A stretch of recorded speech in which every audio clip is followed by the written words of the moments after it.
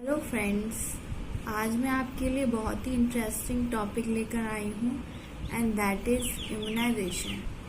Immunisation एक ऐसी प्रक्रिया होती है जिसमें एंटीजन के द्वारा हमारे शरीर की रोग प्रतिरोधक क्षमता को मजबूत किया जाता है और ये बच्चे की सुरक्षा के लिए हम देते हैं।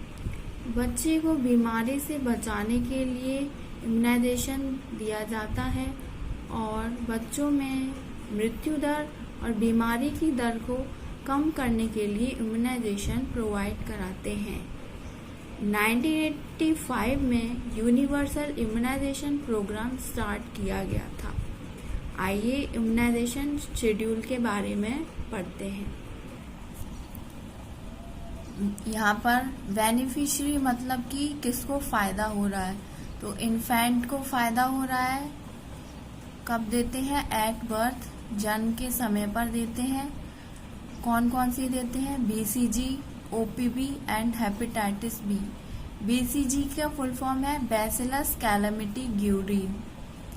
ये टीबी से बचाने के लिए इस वैक्सीन को दिया जाता है, जिसकी डोज होती है सिंगल और इंट्राडर्मल हम इसको देते हैं और अमाउंट होता है 0.05 ml।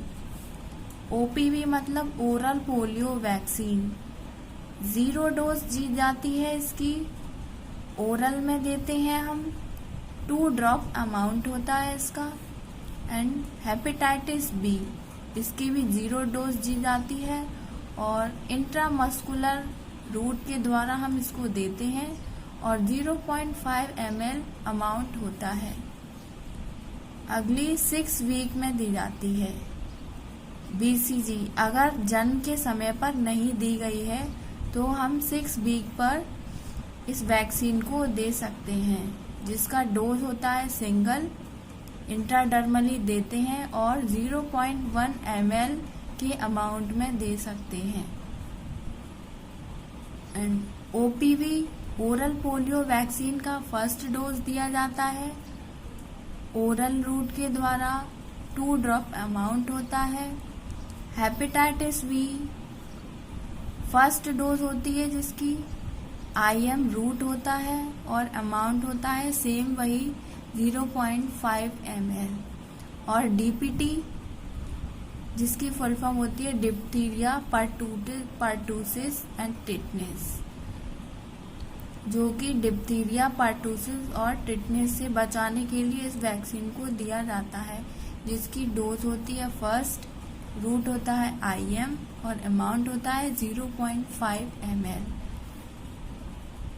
अगर हम इन 2 वैक्सीन्स को नहीं देते हैं तो OPV के साथ पेंटावैलेंट वैक्सीन, जिसमें कि 5 वैक्सीन्स आती हैं, हेपेटाइटिस बी, डिप्थीरिया पर्टूसिस और टिटनेस के साथ में इन्फ्लुएंजा की वैक्सीन भी दी जाती है, जिसको मिला के पेंटावैलेंट वैक्सीन बनती है और OPV के साथ में दे सकते हैं अगर हम ये 2 वैक्सीन्स नहीं देते हैं तो।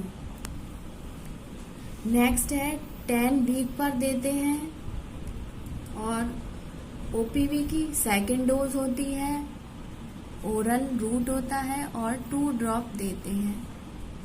हेपेटाइटिस बी की सेकेंड डोज होती है, IM देते हैं इसको और 0.5 ml अमाउंट होता है। DPT की सेकेंड डोज होती है, IM देते हैं और 0.5 ml अमाउंट होता है। सेम इसी की तरह अगर इनको नहीं हम देते हैं तो पेंटावैलेंट वैक्सीन दे सकते हैं। फिर अगला 14 वीक में देते हैं। 14 वीक में ओरल पोलियो वैक्सीन की 3rd डोज चलती है, ओरल रूट होता है, 2 ड्रॉप दिया जाता है। हेपेटाइटिस बी की 3rd डोज चलती है, IM देते हैं और 0.5 ml अमाउंट में दी जाती है। DPT की 3rd वैक्सीन चलती है, IM देते हैं और 0.5 ml अमाउंट होता है। 9 मंथ पर हम मीजल्स की वैक्सीन देते हैं, जिसका सिंगल डोज होता है और SC रूट होता है। ये भी कभी कभार एग्जाम में पूछ लिया जाता है। कि कौन सी रूट से हम मीजल्स की वैक्सीन देते हैं, एंड आंसर है सबक्यूटेनियस रूट। 0.5 ml अमाउंट होता है। अब यहाँ चाइल्ड में आ जाते हैं 16 to 24 मंथ में। ओपीवी की बूस्टर डोज दी जाती है, ओरल रूट होता है और 2 ड्रॉप अमाउंट होता है। डीपीटी की फर्स्ट बूस्टर डोज होती है, आईएम देते हैं और 0.5 ml अमाउंट होता है। 5 to 6 ईयर में डीपीटी की सेकेंड बूस्ट सिंगल डोज लगती है, सेकेंड बूस्टर डोज मान सकते हैं, और आईएम देते हैं और 0.5 ml अमाउंट होता है। आगे प्रेग्नेंट वुमेन में 16 to 20 वीक्स प्रेग्नेंट जब होती है तो टिटनिस टॉक्सॉइड फुल फॉर्म है टीटी की, तो टिटनिस की प्रेगनेंसी में फर्स्ट डोज दिया जाता है आईएम और 0.5 ml अमाउंट होता है। टिटनिस की सेकेंड डोज देते हैं, फर्स्ट डोज के 4 वीक बाद हम टिटनिस की सेकेंड डोज देते हैं टीटी की आईएम रूट के द्वारा और 0.5 ml अमाउंट होता है। आई होप आपको इम्यूनाइजेशन शेड्यूल समझ में आया होगा। If you have any problem then you can comment and please like and share the video.